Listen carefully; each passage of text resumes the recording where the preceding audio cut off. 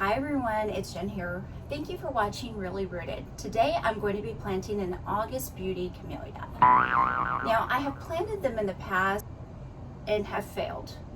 And part of the reason is the gardenia is a little bit finicky. But the first time I planted it in too much shade. It wasn't getting the required 3 to 6 hours of sun.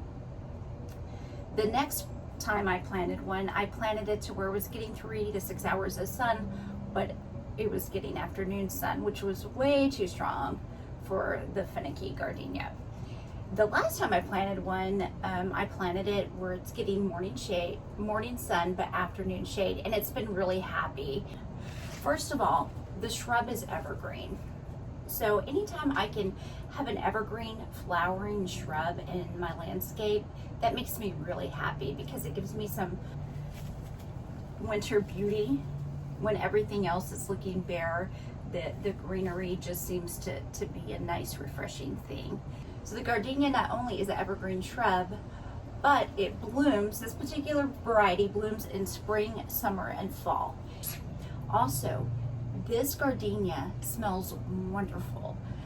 Back when I first tried the gardenia scent bath products, I really didn't care for them because I thought there's no way a scent could be this pungent in nature. Well, it is, and I've grown to love the gardenia scent. Now when I see a candle in the store that's gardenia, I buy it and I light it because it reminds me of the garden, and I enjoy the aroma of it. I've grown to love it. This shrub gets about 4 to 6 foot tall and wide. It does prefer part sun, preferably morning sun and afternoon shade. Now this plant is only hardy to zone 8. I'm in zone 7B. However, they do sell them in the nurseries here, and I do see them growing frequently in this area. So I think it'd do fine with a little bit of protection.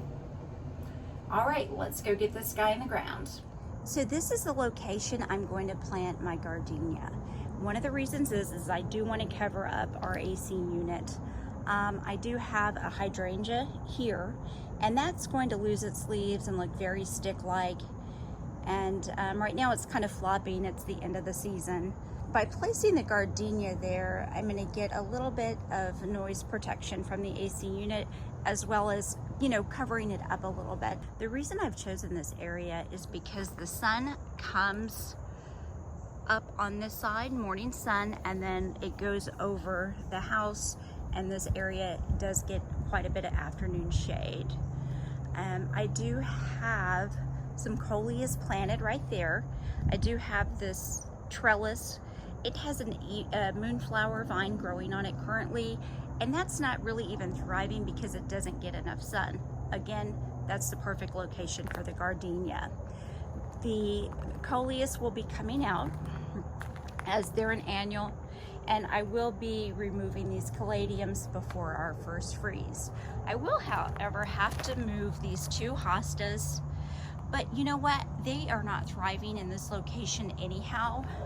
So I think that's going to be a good thing for both the hostas and the gardenia. Now, as you can see here, I have several leaves and the flowers are falling off of this huge crepe myrtle. And I typically have black mulch.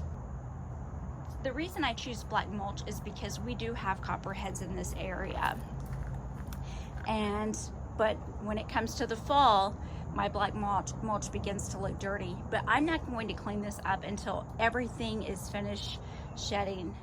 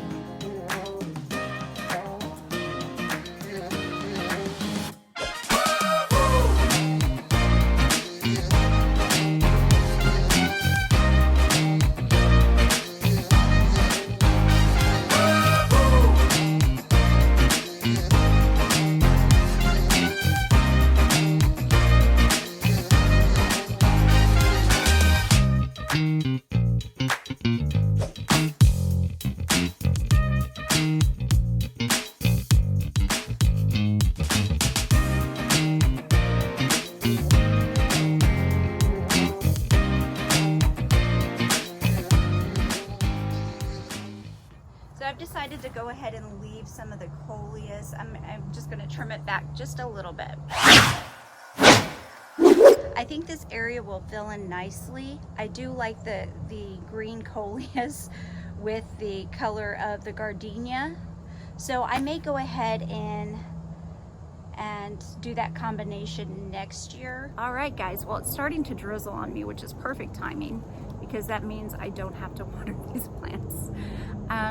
I apologize for not consistently putting out videos over the summer. It's just been a really wonky year, I think, for everyone.